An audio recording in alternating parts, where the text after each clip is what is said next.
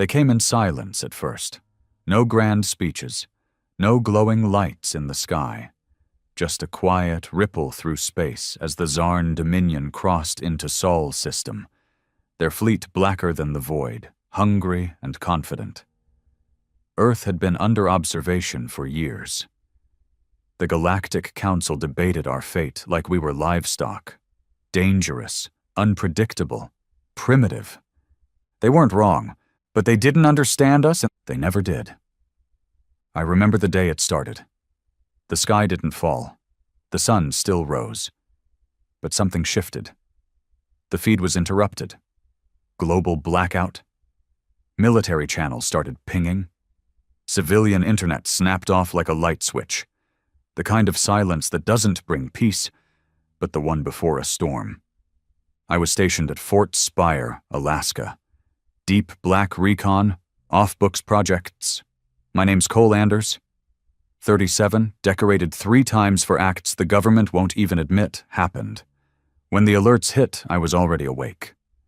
Some part of me always knew it was coming. We'd been warned, you see. Not by prophets, not by politicians, by them. Years ago, when the first probe entered our system, we shot it down within minutes. Not because we were paranoid, but because we knew something was watching. That was our warning to them. Don't. And then we sent a message back, short, brutal, human. Come any closer, and we will burn your sky. It became a joke in certain diplomatic circles. Earth's temper, Earth's madness, Earth, the war-soaked rock of savages with nukes and nationalism, but they should have known. Our insanity is our weapon. The Zarn didn't listen. They sent scout ships. We turned them into metal rain. Then they sent a vanguard. That didn't end well either. And finally they sent the Purge fleet. 50 capital-class carriers, hundreds of support cruisers, millions of soldiers bred in vats to conquer without emotion. All armed with weapons that tore apart planets like fruit. We didn't have numbers. We didn't have their tech. What we had was hate. History. A long, dirty history of clawing through blood to stay alive. They hit New York first, flattened it in 4 minutes. The news showed screaming civilians vaporized mid-step. The Zarn didn't announce themselves. They just started killing. As if we were insects, as if their technology made them gods. But here's what they forgot. Gods die too. And when men have nothing left to lose, they don't kneel. They fight. They sharpen their rage and throw it like a blade. At Fort Spire, we activated Protocol Ashfall, a scorched earth strategy buried so deep in classified files it didn't exist on any digital record. It was humanity's final answer. A series of countermeasures designed not to win, but to ensure no one else did either. We called it the Bastard Doctrine. If we couldn't survive, neither would they. The first counterattack was at the edge of Mars. Not a space fleet, just 12 ancient freighters welded together and packed with fission cores. Suicide missions. No guidance, AI, pilots only. Volunteers. I knew every name. I trained them. I watched as they tore through the Zarn blockade and detonated inside their command ship. The explosion was so violent, it destabilized the moon's orbit for 22 seconds. And still, it wasn't enough. They kept coming, until we went worse than nuclear. We went human. There's a moment in every war when fear stops mattering, when the numbers don't mean a damn thing, when you realize the only thing left is rage, and rage doesn't need permission. That was Earth after the Mars run. The Bastard Doctrine had been activated. Diplomacy was dead. And humanity? We had nothing left to save, except the right to hurt them back. I stood in Command Sub-Level B, deep beneath Fort Spire. Concrete thick enough to outlast a direct orbital strike. My face was hollowed, jaw clenched. The lights overhead flickered in rhythm with seismic tremors from distant impacts. Somewhere far above us, cities burned, oceans boiled, and people screamed into smoke-filled skies. I couldn't save them. Not now. But I could make sure someone paid. We'd tracked the Zarn fleet's formation across Earth's upper stratosphere. No subtlety. They were flaunting their superiority, hovering over our capitals, orbiting like vultures. Their communications weren't taunts. They were orders. Surrender and be processed. Resistance will mean eradication. Processed, like cattle. These things didn't understand how deep the roots of resistance ran in us. Earth wasn't just a planet. It was a graveyard of empires, every inch of soil soaked in defiance. Romans, Mongols, Nazis, corporations. We burned them all down when they went too far. Now it was someone else's turn. They picked the wrong species to press. I walked into War Room Omega, a steel vault of dark screens and even darker intentions. Men stood there like statues, soldiers, black ops agents, former war criminals we'd pulled from holes in prison cells. Monsters, every one of them. My people. Our last hope. We all knew the plan. Project Guillotine. It was never meant to be used. A contingency inside a contingency. The kind of weapon that made nukes look polite. Chemical warfare, child's play, biological weapons, already anticipated. But guillotine. Guillotine was built for revenge, not survival. Status? I barked. Major Griffin, an ex-CIA wildcard who once leveled a Bolivian city just to kill one warlord, turned toward me. Alpha teams deployed in Berlin, Seoul, and Rio. Beta teams en route to Shanghai, Sydney, Johannesburg. Launch codes are being hard-loaded into secured carriers. All teams are green. Casualty projections? Griffin's jaw tightened. Everyone. I nodded. Good. We didn't need survivors. We needed martyrs. The Zarn hadn't come to conquer. They came to erase. They wanted our silence, our obedience. Instead, we gave them screaming, bleeding resistance. Our weapons weren't as advanced, but we knew where to hit. They had fleets. We had fury. They had shields. We had sabotage. They had protocols. We had spite. Our first real strike was in Sector 9, Manila. A Zarn outpost, newly dropped into the ruins of the city center. Scans showed minimal defensive positioning.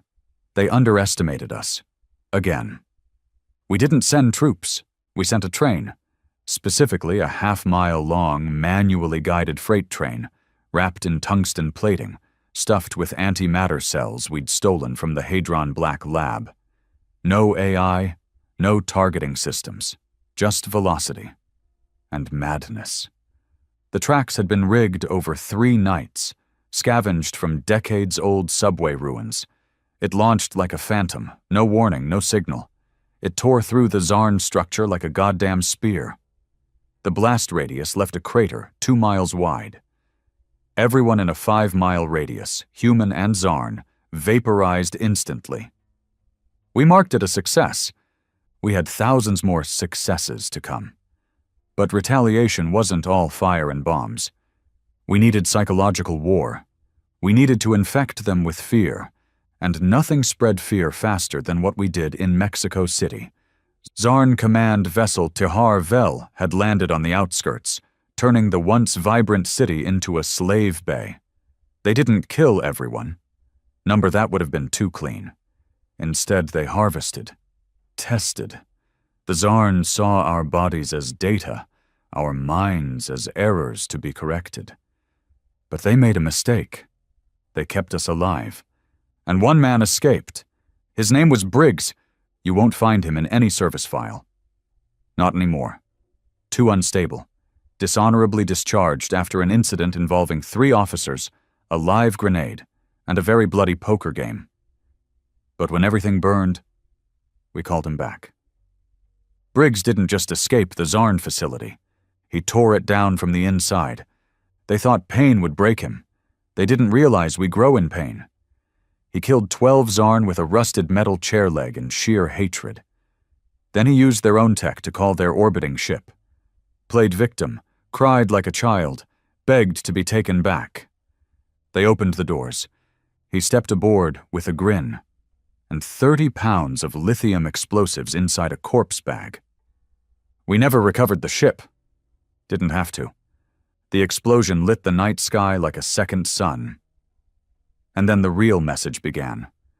We hacked into their network, fed them videos, footage of Briggs torturing their crew, laughing while he broke their bones, feeding their own blood to their machines. We looped it into their war command, made sure every Zarn in orbit saw it. The reaction? Panic. For the first time, they changed patterns, retreated, reassessed. They learned something that night, that humans don't die clean. We don't vanish into silence. We drag our enemies with us.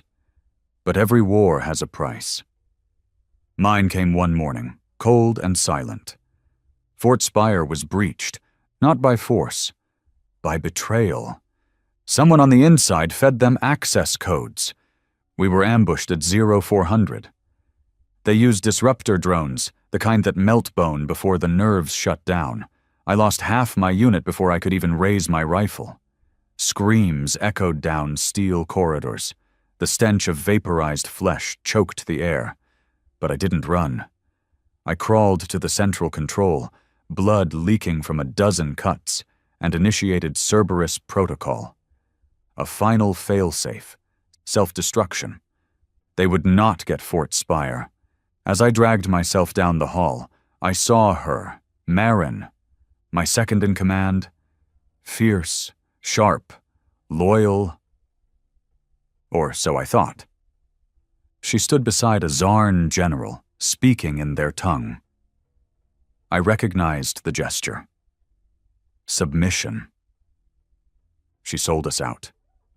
I raised my sidearm. She saw it, too late. 3 rounds. 1 through the chest. 1 through the throat. 1 through the eye. She fell before her alien handler could react. Then I set off the charges. I didn't die, not because I was strong, because fate wanted me to see what came next. I woke up 3 days later in a resistance outpost near Montana, half my body wrapped in dermal grafts, right arm gone, left eye replaced with a tactical lens. And still I lived. And I remembered. Everything. Fort Spire, Marin, the betrayal, and now it was personal. That brings us to now. The world is ash, but not defeated. Resistance cells operate under a new banner, Operation Tombstone. We don't try to win, we try to haunt. Ambushes, guerrilla raids, psychological warfare. We hit supply ships, kidnap high-ranking Zarn officers and drop them, alive, into acid pits. We skin their symbols into trees. They think we're monsters. They're right. We're done playing by rules. Done pretending to be civilized. They burned our homes, so we'll salt their soil. They wanted war. Now they've got hell. Because they were warned, and now they burn. It was around the time of the Black River campaign that the Zarn realized they weren't fighting for conquest anymore. They were fighting for survival, and we were the wolves circling their last campfire.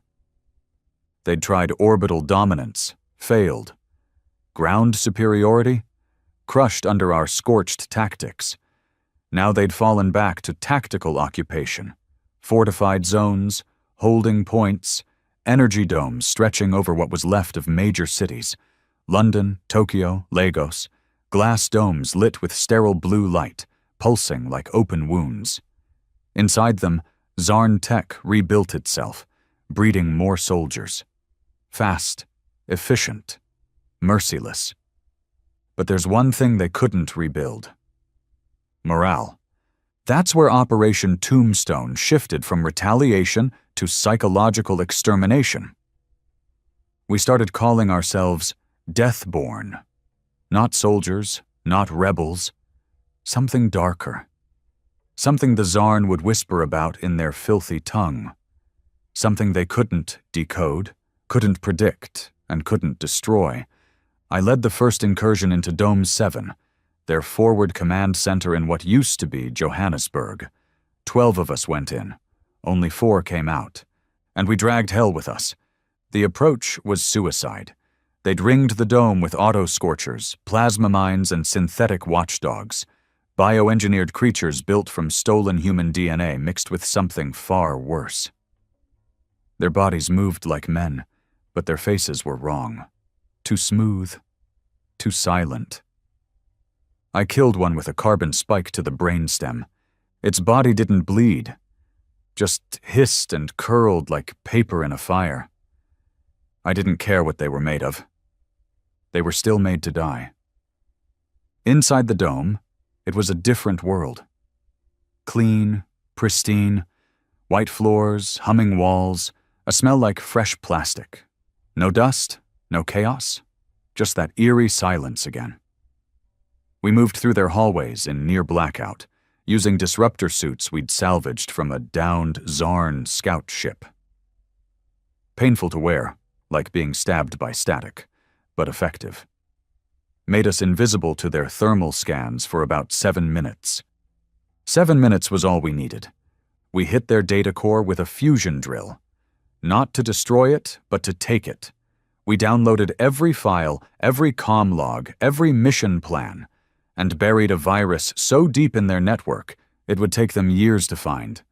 We called it Whispers, a cognitive disruptor.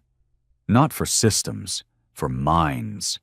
It piggybacked on their own neural links, feeding them false memories, visual glitches, nightmare scenarios. Made them see things, hear things, imagine betrayals, panic. We fed them horror loops from our own past. Dresden, Fallujah, Nanking, the Rwandan genocide.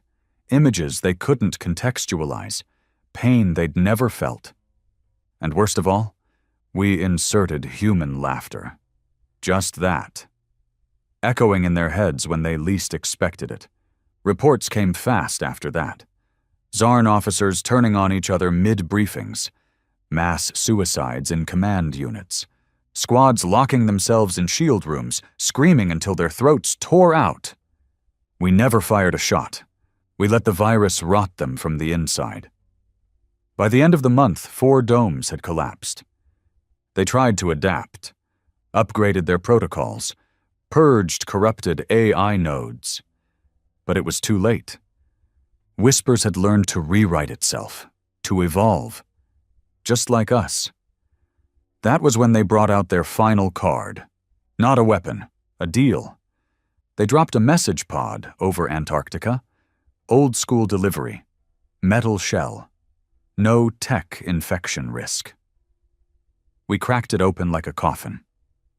Inside was a single file. Proposed ceasefire negotiation, terms of submission. I read it 3 times. They weren't offering peace. They were offering to let us live. In caves, under surveillance, controlled breeding programs, strict technological limits. They even had a term for it: humane containment. I laughed so hard I nearly choked on my own spit. They still didn't get it. We weren't afraid of extinction. We were afraid of chains, and we'd rather be dead than ever kneel again. I sent them a reply. 4 words, burned into the skin of one of their dead commandants, dropped into orbit from a hijacked shuttle. Not 1 inch spared. After that, they stopped playing fair. No more prisoners. No more mercy. They turned their atmosphere scrubbers inward, began terraforming entire regions to Zarn conditions. Air unbreathable. Skin cracked within minutes. They weren't even trying to conquer anymore. They were trying to make Earth theirs. And still we didn't stop. In Detroit, we used electromagnetic bombs that shorted out every Zarn suit in a 10-mile radius. Then we sent in the ferals, humans who had gone so deep into the wild they didn't even speak anymore, just growled. Bit tore. They didn't use guns, they used teeth. In Moscow, we cracked a Zarn genetics lab and turned their own cloning vats into gas chambers, flooded the room with nitrogen, locked the exits, and made them drown in silence. And in Cairo, my God, In Cairo, we built a human bomb. Literally. A man named Keller volunteered, former engineer, lost his entire family when the Zarn melted the Suez. We filled his body with a fusion core, rigged to his heartbeat. Then we froze him. Deep stasis tech, dangerous, barely tested. We launched him into their mothership disguised as a corpse. They took him aboard for study.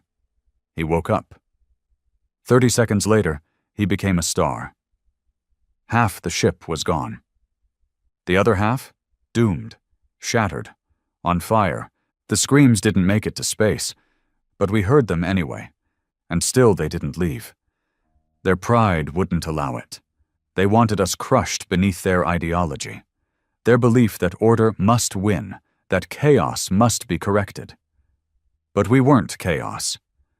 We were the response, a reaction that made them realize something too late. That Earth wasn't just dangerous, it was contagious. Every human they captured, they lost 3 Zarn in return. Every city they leveled, we used the rubble to build traps. Every war crime they committed became a recruitment video for our next wave of maniacs. They wanted to teach us submission. All they taught us was how far we'd go to make sure they never forgot us. My new base was in Iceland now, what was left of it. Frozen winds screamed outside the bunker walls. Inside, we prepped the final wave. Operation Pyre. We'd found their last weak spot, the mind chain. A relay satellite buried in orbit, linked to the entire Zarn fleet's thought sync system. They didn't operate on orders. They operated in hive cohesion. Disrupt the chain, and they'd fracture. Turn on each other. Collapse. The satellite was protected by 6 Zarn destroyers, and only one ship had the stealth capacity to get close. The Wraith. Built in secret, Earth's first fully invisible combat cruiser. We had one chance. I would be on it, not because I had to be, because I needed to see it. The end, the burning. The moment their pride crumbled into dust and fell through their fingers like every damn mistake they ever made by touching this planet. I stood on the launch deck as the Wraith's systems came online. My crew, all Deathborn. None of us expected to return. That was fine. We didn't want to. We wanted them to remember. Remember that they were warned. And that now? Now they burn. Space is quieter than death. That's the first thing that hits you when you're above Earth in a stealth cruiser made from scavenged Zarn tech and welded human desperation. There's no sound, no breathing, no heartbeat but your own. Just silence, stretching forever, like a graveyard with stars for tombstones. And we were ghosts. The Wraith drifted in absolute blackout mode. No lights, no power signatures, hull coated in radiation-dampening polymers. Its entire crew was offline from any network, because being traceable, even by a micro-ping, would get us atomized in a blink. The Zarn destroyers circling their mind chain relay weren't taking chances anymore. They knew we were coming. They just didn't know how far we'd go. "Approach vector locked," muttered Grant, our pilot, ex-NASA, ex-prisoner, and a man who once flew a prototype shuttle through a thunderstorm just to steal oxygen tanks for his dying brother. "Final range?" I asked, watching the readout flicker through the red glow of my lens. 70,000 clicks. We'll breach visual perimeter in 6 minutes. I turned to the others. 7 of us. That's all it would take. 7 of the most dangerous sons of bitches Earth had left. Spade, explosives specialist. Never met a wire he couldn't twist into a bomb. Broke into a UN munitions depot once, just for fun. Drex, our combat engineer. Said nothing. Carried everything. Once dismantled a Zarn hover tank with a crowbar and chewing gum. Riker, sniper. He lost his left eye, replaced it with a thermal scope surgically embedded into the socket. He hadn't missed a shot since. Banes, wet works, close-quarter killing. Preferably silent. Used to rip people's throats out with piano wire, still kept it coiled in his boot. Nguyen, our coder. Small, fragile-looking, but wrote the AI bombs that caused 3 Zarn ships to start fighting each other until they exploded. And then me, Cole Anders, ex-Black Recon, ex-captain. Now just angry. We weren't a team. We were a death sentence wrapped in flesh. At 10,000 clicks, we activated Phase 1, Ghost Walk. The Wraith's shell split open like the petals of a dead flower. We floated out in EVA gear laced with thermal camouflage, each of us strapped to a personal glide unit. No propulsion, just momentum. Drifting, silently, toward the satellite ring. The mind chain was a monster.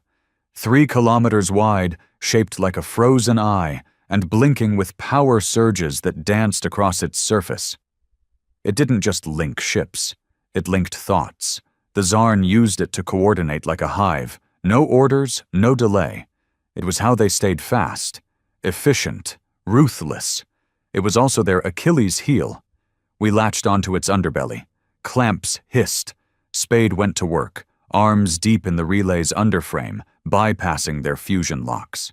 I kept one hand on my pistol, one eye on the telemetry feed. 2 destroyers adjusting vector, Riker whispered into comms. Something spooked them. Doesn't matter, I replied. We're already inside. And we were. The hatch gave with a soft hiss. One by one, we slipped into the beast. Inside, it was everything you'd expect from an alien neural superweapon. Too clean, too smooth, like walking inside a brain. The walls pulsed with blue light, breathing in silence. Fibers, organic, alive, ran like veins across every surface. They didn't build tech, they grew it. Nguyen stared around, eyes wide. The neural core's right above us, 2 levels, but what? There's movement, I clenched my jaw. How many? She hesitated. Hundreds. That wasn't supposed to happen. Intel had told us the satellite was lightly manned, maybe 20 guards. This was a damn garrison. We go anyway, I said. No one questioned it. We didn't come this far to back down now. The first kill was quiet. A Zarn technician walked through a corridor lined with bioluminescent data pods, humming in that awful clicking language of theirs. Baines stepped out of the shadow and slit his throat so fast the creature didn't have time to blink. The body hit the floor with a wet slap. We moved forward. Every inch was hostile. The floors reacted to our steps, shifting slightly. Doors opened before we touched them, too sensitive, too alert. Nguyen kept killing lights and data points as we passed, but the system was starting to wake up. They were sensing us. We hit the core with 13 minutes to spare. A room the size of a cathedral, walls crawling with thought silk, glowing with stored memories.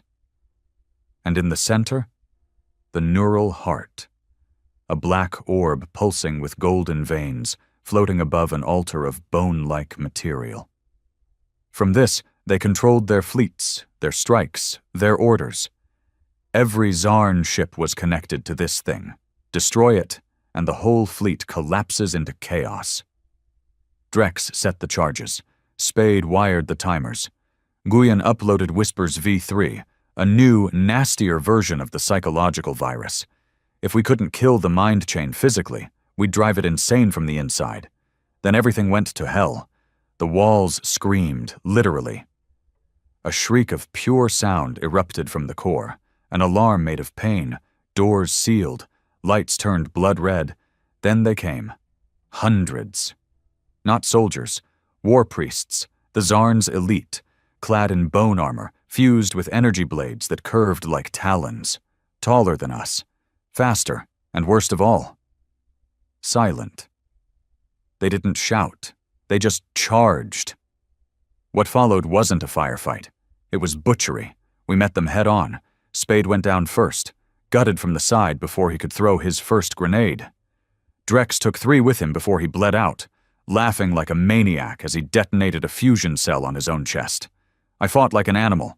2 pistols, both empty in seconds, then knives, then bare fists.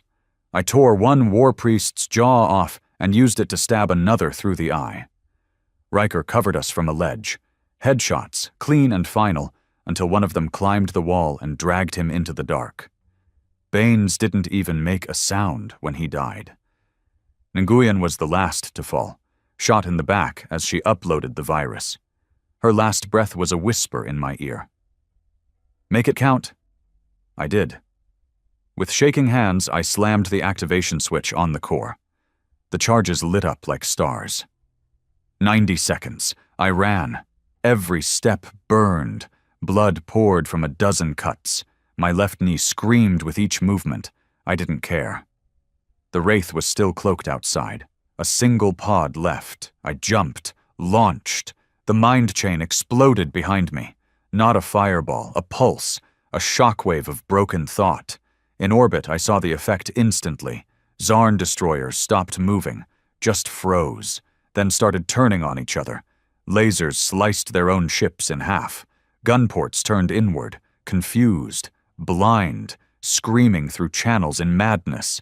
They fell from the sky like dying angels. Earth saw it. Every man, woman, and child looked up and watched the invincible invaders lose their minds and eat themselves alive. I landed in the Wraith's pod bay with bones cracked and soul empty, but I was alive. And I'd won. Not just for me, for everyone. Because the Empire was warned. And now? Now they burn. There's a moment after you destroy something that used to terrify you, where you expect peace, closure, relief. I never got it. Because even as the Zarn destroyers ripped themselves apart over Earth's skies, even as we watched alien steel fall like burning snow, I knew it wasn't over. I knew something was wrong. And I was right. The mind chain collapsed. Yes, their fleet cohesion? Gone. But what no one told us, what no one knew, was that the mind chain wasn't their only brain. It was just the loudest one. There was another layer, one they didn't broadcast, one we never saw coming. And it had a name. The Architect. I heard about it 2 days after the Wraith pulled me from orbit. I was barely alive. My ribs were cracked, fingers shattered, eyes bloodshot from the G-force trauma. They patched me together with morphine, grafts, and a promise of rest. But rest is for men who quit.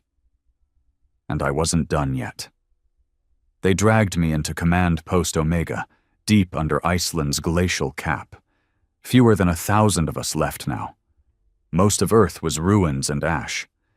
Survivors lived underground or in flooded bunkers, skin blistered from Zarn gas leaks or orbital strikes that turned deserts into glass fields.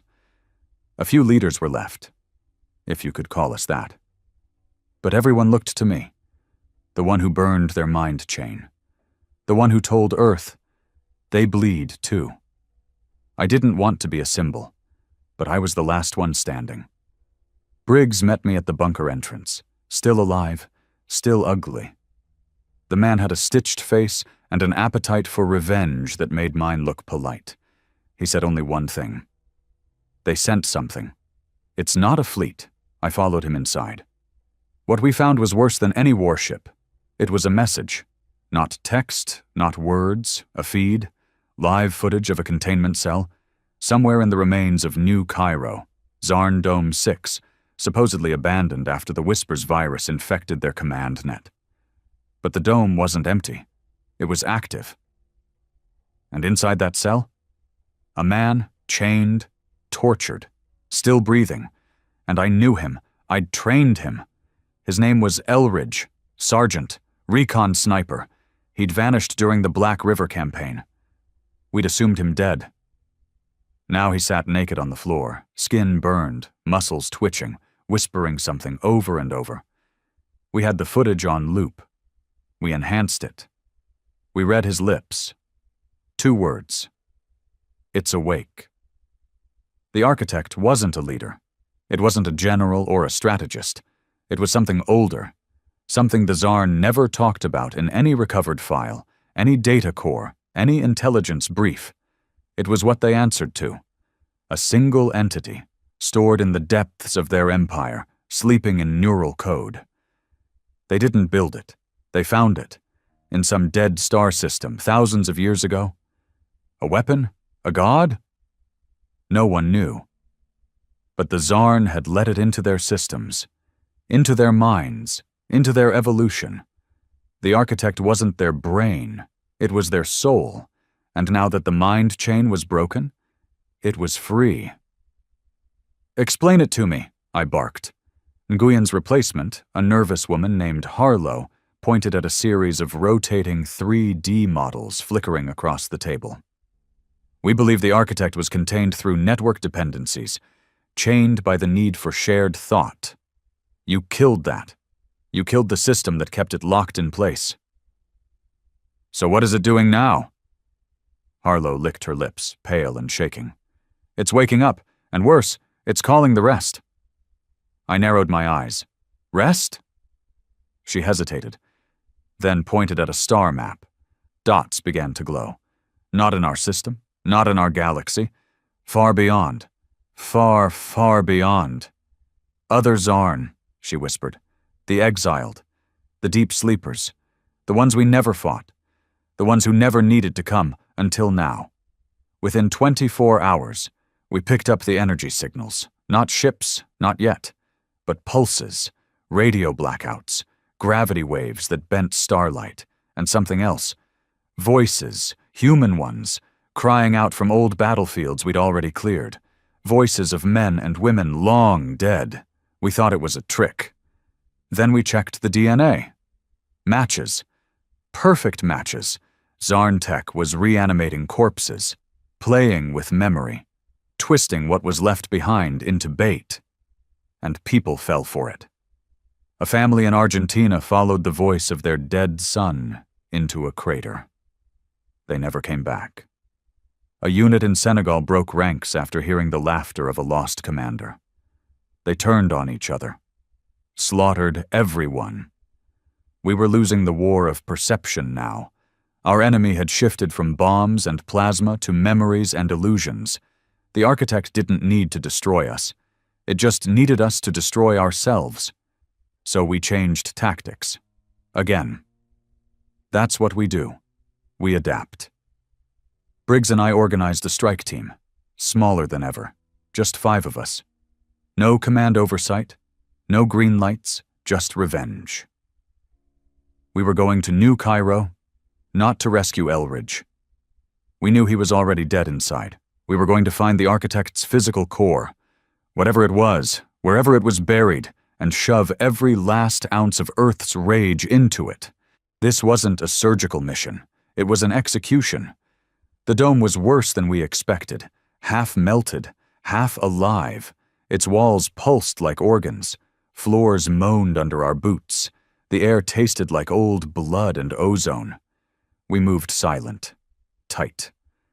Briggs had a flamethrower now. Didn't trust bullets anymore. He'd grown darker since Mexico City. Quieter. His eyes looked sunken. I think he knew what was coming. Knew we wouldn't all leave this place. We followed the voice. Elridge's voice. It came from everywhere. Walls, wires, static. Sometimes it screamed. Sometimes it whispered. Eventually, it led us to the core. It wasn't a server. It wasn't a machine. It was a mirror. 10 feet tall. Black as void. And in it, ourselves. Each of us. Reflected not how we were, but how we died. I saw myself with a hole in my chest, screaming, alone. Briggs was already lighting the tank. "I'm not playing its games," he said. "This ends now." We placed the charges. 30 seconds. The mirror spoke. Not with sound, with thought. I felt it digging through my memories, my regrets, my betrayals. It showed me my family, my little brother, burning in New York. It showed me Marin, my second in command, the one who betrayed us at Fort Spire, smiling as she sold us out. It showed me failure. And then I laughed. Because that's what humans do when they're face to face with hell. We grin. And we burn it down anyway. The charges went off. The mirror shattered. The dome collapsed, and with it, the final tether of the architect's reach. The voices stopped. The illusions faded. The dead went silent. Briggs didn't make it. He held the line when the mirror cracked, absorbed the backlash, screaming as his skin peeled away. But his fire burned through it all, and I carried what was left of him out on my back.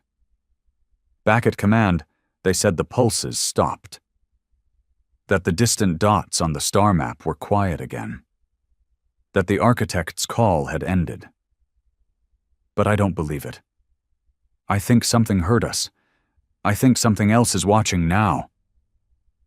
And maybe next time it won't be the Zarn.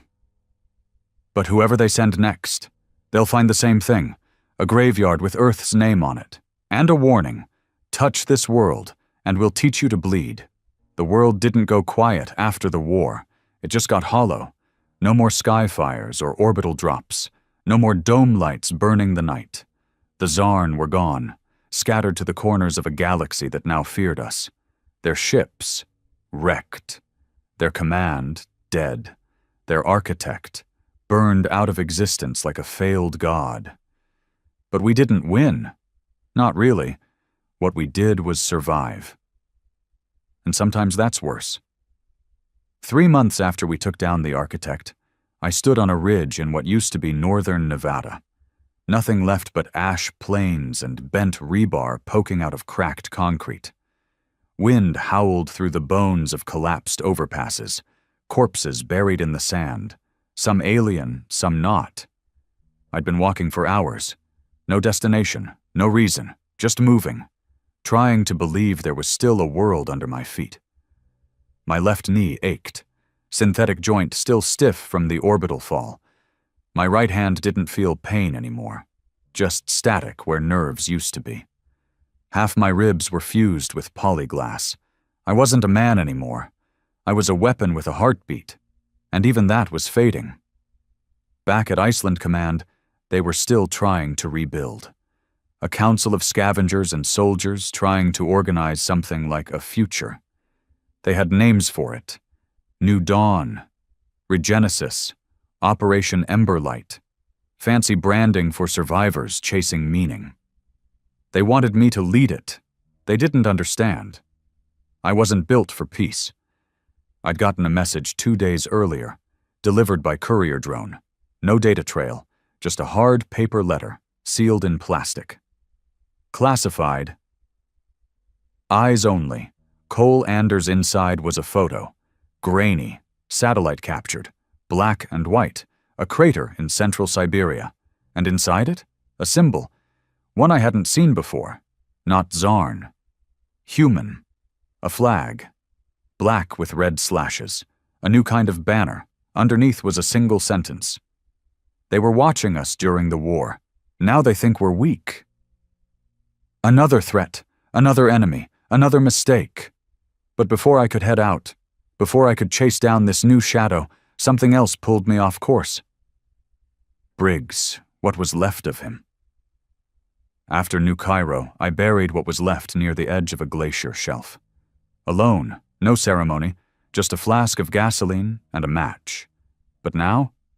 Now his grave was open, and there was a note. You burned their god. Now burn ours. No signature. But I knew who left it. Marin, the traitor who sold us out at Fort Spire, my second in command, the one who smiled as she fed our people into the Zarn's hands.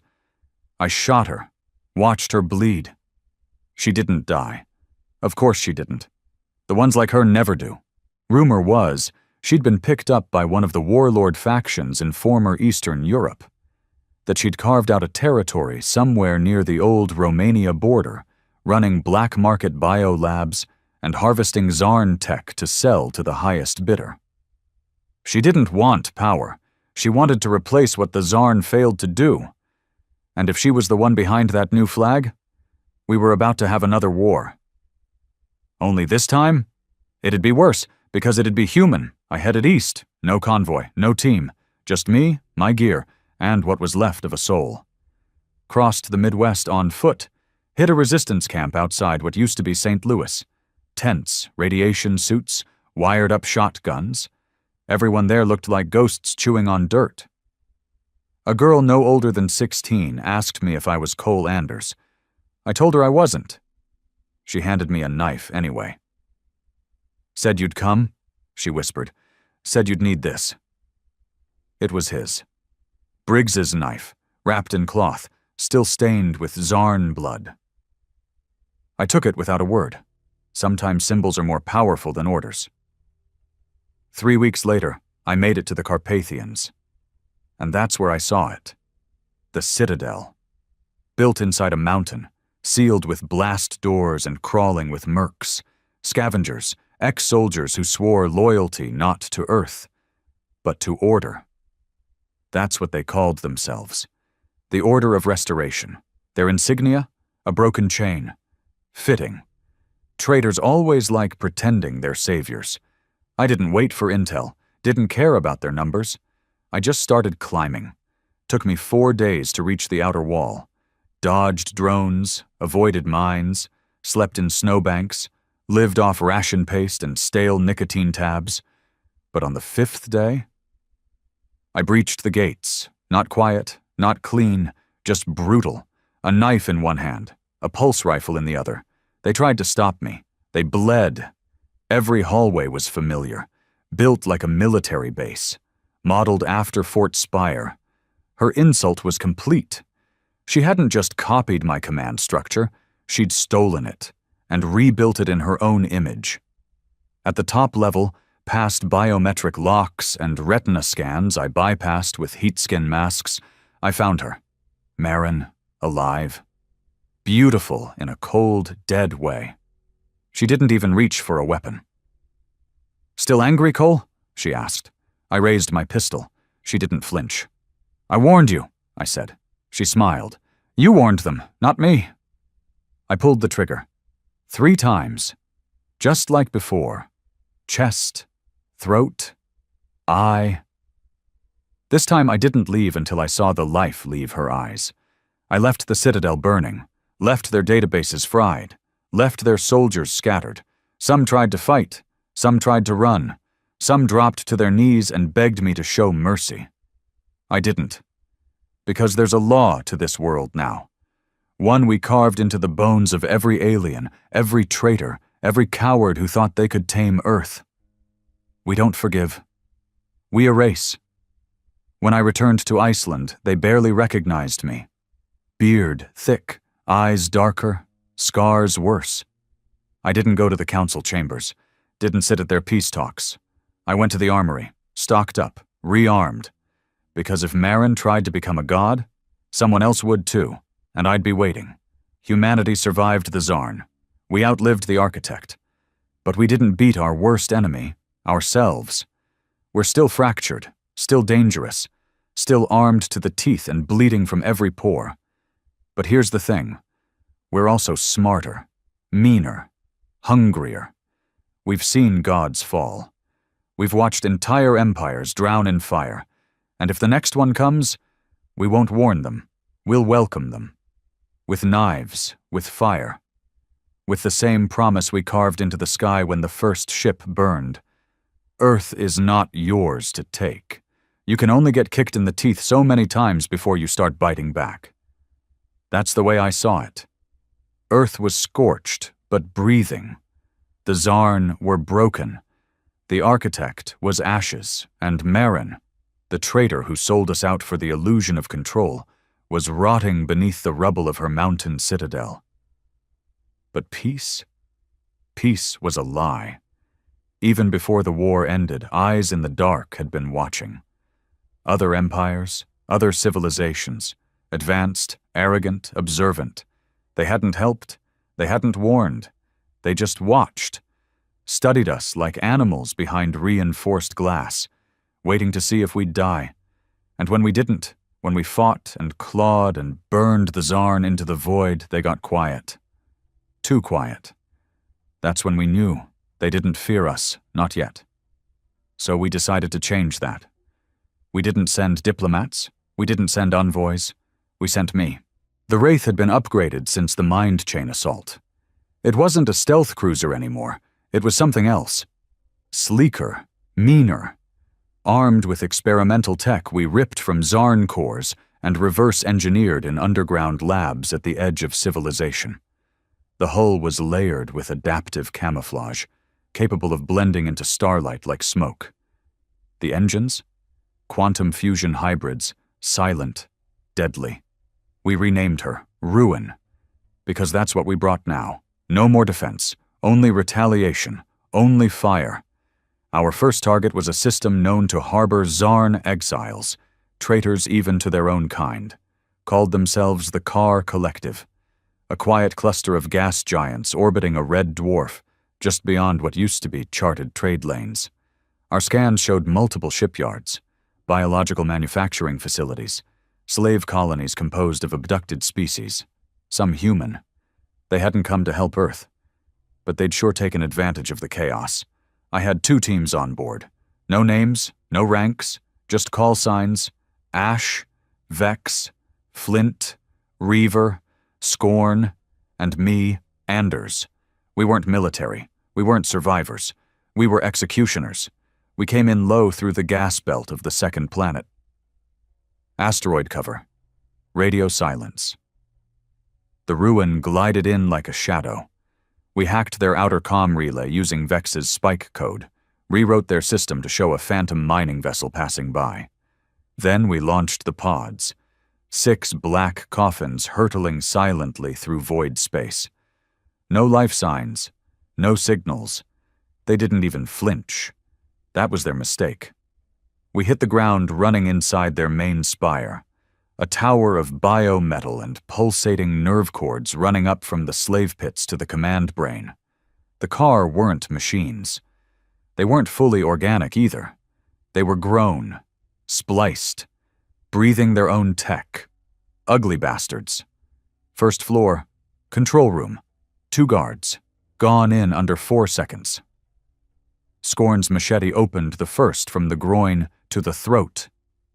Flint put a round through the second's soft skull so fast his body didn't fall until 3 seconds after the shot. Next floor, slave registry. Dozens of creatures in cages. Some weren't even sentient, just eyes and bones. One of them was human, young, female, skin blue from the cold, voice long gone. We didn't unlock her cage. Ash set thermite on the floor and burned the whole registry down. Mercy would have been crueler. We climbed, level by level. Fire rising beneath us, screams, alarms, fleshy walls pulsing like they were alive and terrified. The car hadn't fought a real war in decades. They weren't ready for us. They'd forgotten what it looked like when humans hunted. At the top of the spire was their core, a central mind pool where their kind merged thought and decision-making. We'd seen it before. Similar to the architect's node, but smaller. Local. We didn't study it. We didn't try to interface. We laced it with nanoplasma and turned it into liquid fire. The whole structure collapsed inward, biometal folding, walls melting, screams echoing through the stone. We didn't run. We walked out of that tower while it burned. The message spread fast. Untraceable comms bouncing across dead networks and scavenged relays. Earth has entered space. Earth is armed. Earth remembers. The next system we hit was already preparing defenses. Didn't matter. We broke them in 2 days. After that, the third system surrendered before we landed. We took nothing. We left only wreckage. Back on Earth, they tried to call me back. The Council. Suits in safe rooms under 6 kilometers of ice. We've achieved deterrence, they said. We've made our point. I crushed the comm unit with one hand and kept moving. Because deterrence wasn't the goal. Fear was. The kind that crawls into alien skin and makes them check the shadows for humans. The kind of fear the Zarn never felt until it was too late. Eventually, we stopped hitting systems for intel. We hit them for fuel, resources, weapons, slaves if they were human, we freed. If not, we made a choice. Some we helped, some we left behind. The cold calculus of post-war reality. Not everyone gets saved, because Earth still bled. Cities were gone. Oceans boiled in spots. Radiation drifted in the wind like ashes from a funeral pyre. Most of our food came from fungal vats and synthetic proteins. Children born underground hadn't seen sunlight. They deserved more. And to give them that, we had to keep going. One day, Vex found something. A ship, not Car, not Zarn, older, buried inside the orbit of a dead moon. No lights, no power, but a signal, a single human code, over and over. Echo 7, Earth. Priority red, respond. We boarded it, old tech, pre-war build. Markings from the Andover Deep Space Project. Something long believed lost before the Zarn even came. And inside, a message from a man named General Tress. Date stamp, 67 years ago. The feed crackled to life. His face was gaunt, dirty, smiling through the pain. If you're seeing this, it means Earth is still breathing. Means the bastards didn't wipe us out. We were part of the fallback, echo fleets scattered across the stars to preserve our kind. We didn't know if we'd ever make it back. He paused, then leaned forward. But if you did make it, if you survived what came next, don't wait for them to come again. Find them. All of them. Burn them. Make them regret the day they ever looked at Earth like it was weak. That night we didn't sleep. None of us. We just sat on the deck of the ruin, staring at the feed, replaying over and over. I looked at the crew, each of them carved from the ruins of humanity, each of them broken in a different way. We weren't soldiers anymore. We were a new breed, war-born, purpose-forged. And I knew then what we had to do. This wasn't a campaign. This wasn't revenge. This was extinction protocol, a cleansing of anything that thought humanity could be prey. Because this galaxy didn't need peace, it needed reminders. They warned the Zarn. The Zarn didn't listen. Now the stars burn, and we're just getting started. There's a silence in deep space no sound can fill. We passed the edge of the Car Collective's territory a month ago. Past their scorched worlds, hollowed moons, vaporized strongholds. No more broadcasts, no more defenses, just wreckage and memory. We left markers behind, burned symbols in orbital debris, scorched skulls sealed in vacuum glass. Human bones, yes, but also Zarn, Car, others, all mixed, a message in every dead language. Earth was here. We should have turned back, gone home. Let the survivors rebuild. Let the children of the underground breathe fresh air again. But peace was never mine to carry. I've buried too much, killed too much, become too much. And I knew I wasn't the only one. There were still whispers across old star paths, ships rerouted, factions regrouping, empires that watched the Zarn fall and thought we were just a fluke, an accident of resistance, a lucky virus of defiance. We weren't. We were the correction. And the next target? We didn't find them. They found us. It started with a signal, encrypted, faint, bouncing off dead satellites and derelict way stations. A voice, calm, smooth, too perfect to be real. I speak for the Vixari Accord. You are beyond your territory. Return to your dead world or face reclamation.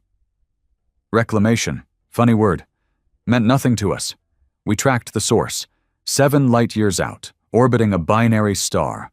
A single massive vessel sat in stasis orbit, big enough to eclipse cities. This wasn't a warship.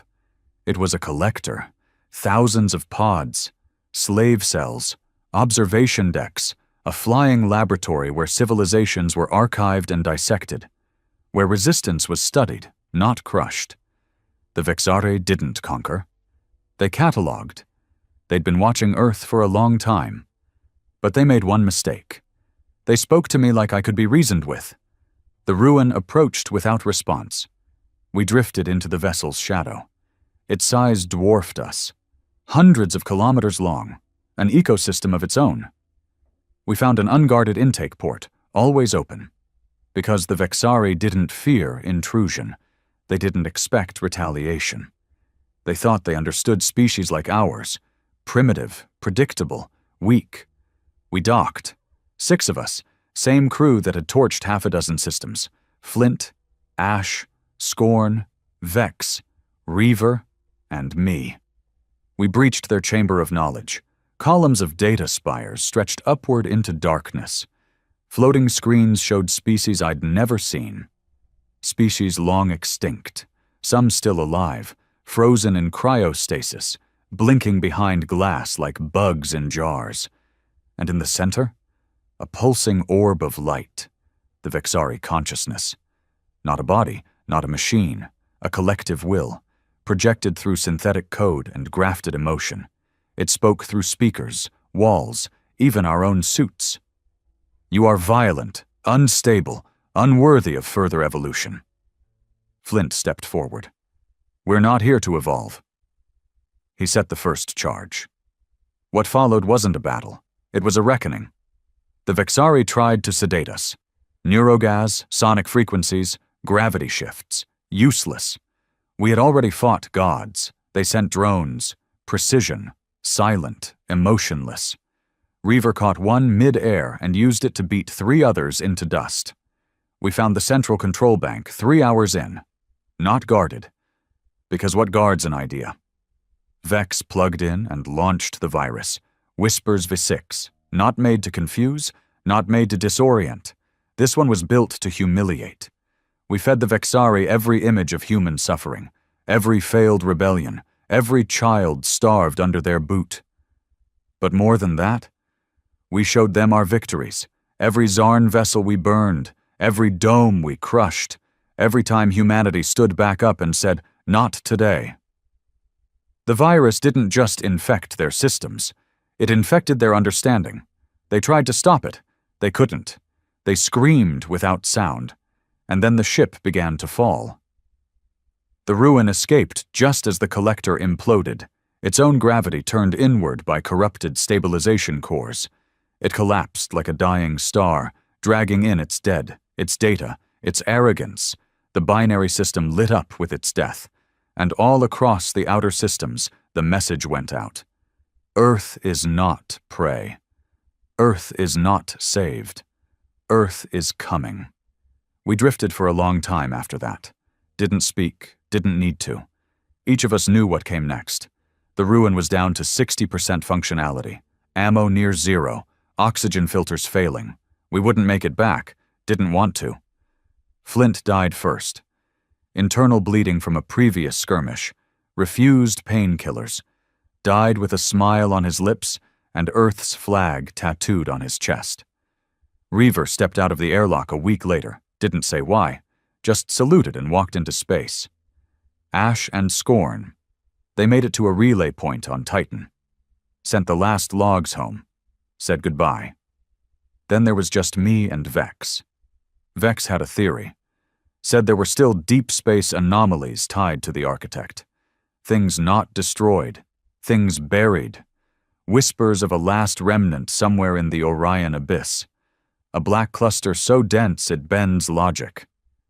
He wanted to go. I didn't, not out of fear. But because I knew if something survived the architect, it wasn't for us to kill. It was waiting for the next enemy, a bigger one, a worse one. And when it came, they'd find our story carved into the cosmos, not just as a warning, as a challenge. I recorded my final message aboard the ruin, orbiting a dying star on the edge of known space. Burnt out, air thick with recycled death. I looked into the lens, broken and cracked.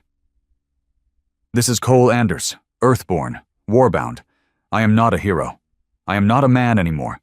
I'm the shadow that follows conquest. I'm the answer you weren't ready for. I paused, the flames of the sun painting my face in gold. We were weak once. We were prey once, but not anymore. and then I smiled. Because I knew someone, somewhere, would hear this. Some alien child studying human history. Some empire scanning old frequencies. Some distant soul wondering who we were. And they'd find only this. We warned them. They didn't listen. Now they burn.